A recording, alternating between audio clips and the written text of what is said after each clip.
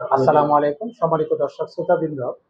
আসলে প্রাণের প্রতিষ্ঠান বা নিজের মনে করে যেটা দাবি করা যায়, এরকম কোনো জায়গায় যখন আসা হয় আর নিজের মানুষকে বা হৃদয়ের মানুষকে যখন কাছে পাওয়া যায়, এর যে একটা আনন্দ অনুভূতি, এটা আসলে প্রকাশ করার মতো না। মৎস্য ভবনে যখন প্রবেশ করছি মনে হয় যে আমার বাড়িতে প্রবেশ করছি। এটা দ্বিতীয় আবাসস্থল বলা যায়।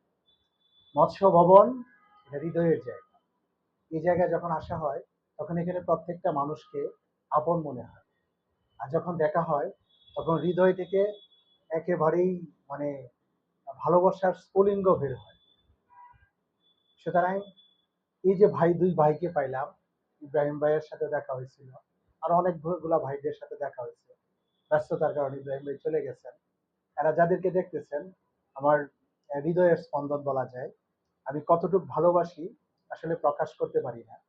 তো আল্লাহ তালা আবার দেখা করিয়ে দিয়েছেন। এই জন্য মহান রাব্বুল আলামিনের কাছে শুকরিয়া আদায় করি, আলহামদুলিল্লাহ। আল্লাহ তালা প্রিয় মানুষকে মানে দেখা করিয়েছেন।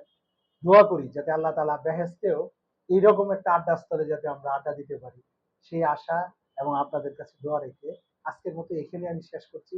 আসসালামু আলাইকুম ওয়া রাহমাতুল্লাহি ওয়া বারাকাতুহু।